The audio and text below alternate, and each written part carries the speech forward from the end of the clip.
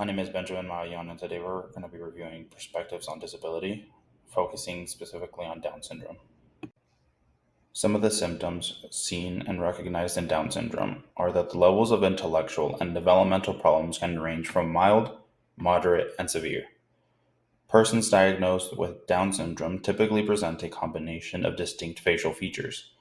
Some of these features are short height, small head, poor muscle tone, protruding tongue, excessive flexibility, and short neck.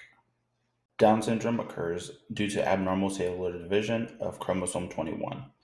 Cellular division abnormality can occur in any of the three following variations: trisomy 21, mosaic Down syndrome, and translocation Down syndrome.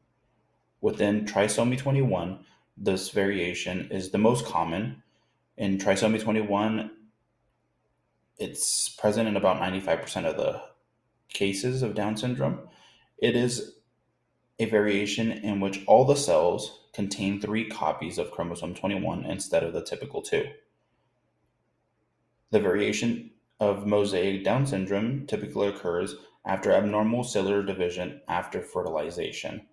This is an uncommon variation because only some cells contain three copies of chromosome 21 while others only contain the typical two. Hence the mosaic of some with three, some with two. Translocation Down syndrome is a variation that typically occurs at or before conception, where a portion of chromosome 21 has attached itself to another chromosome. The two most common ways of diagnosing Down syndrome is through screening tests and diagnostic tests, which are offered to pregnant people regardless of age. Screening tests only really help identify the risk of carrying a baby with Down syndrome, and it's usually tested through blood tests, nuchal translucency tests, as well as the integrated screening test, which is usually done in between the first and second trimester.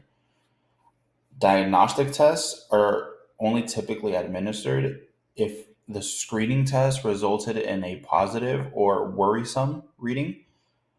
And the two most common diagnostic tests are chronic villus sampling and amniocentesis.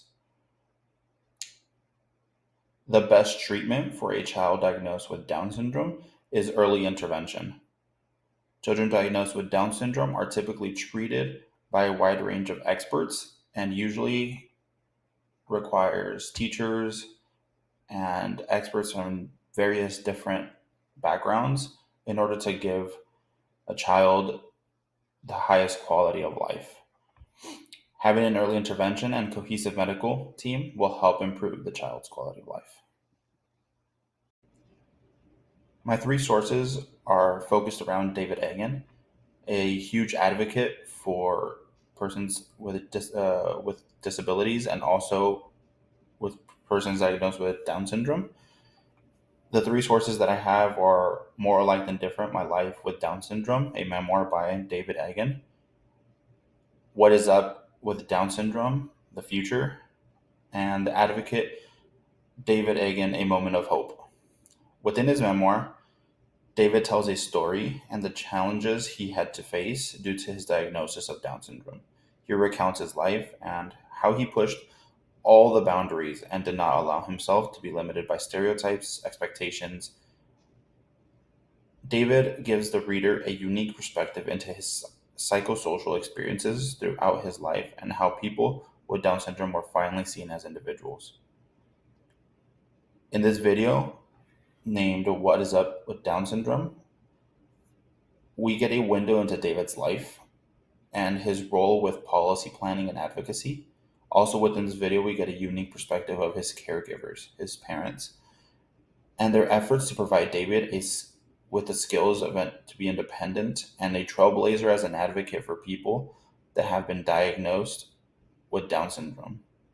Finally, we see his efforts of advocacy with policymakers and institutions to further the research and life expectancy of individuals with Down syndrome.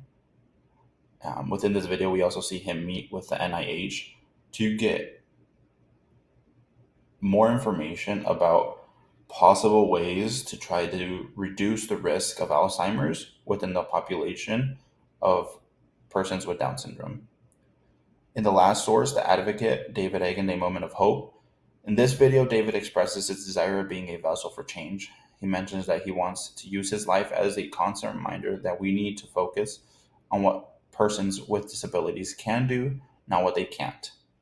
He also advocates for persons with disabilities and their capability within a competitive employment market. After taking some time to analyze and reflect upon the videos and the memoir about David, I thought it was very interesting to see a lot of interventions, plans, and concepts we learned being applied by his caregivers. Throughout his memoir, but especially through the video, we get the opportunity to observe the impact that noting what a patient can do is more crucial than what they cannot do. It is also very interesting to see how David's advocacy for more inclusion of persons with diagnosis or disability within the competitive employment market. One of the most impactful moments throughout my reflection was the advocacy. Thanks to the advocacy and constant efforts, research on persons with diagnosis of Down syndrome has increased exponentially. This increase has determined various findings, such as changing the quality of life and functional occupational engagement, has helped life expectancy double. Also, it is necessary to understand that persons with diagnosis of Down syndrome are all unique and possess their own unique skills and capabilities. Finally, I found it very interesting how crucial psychosocial support is in the efforts to provide individuals with more autonomy, motivation, and confidence to advocate for better policies and resources. Clinically, it is important to always keep in mind that when evaluating an individual diagnosed with Down syndrome, it is crucial to note what the individuals are capable of, not what they are limited in.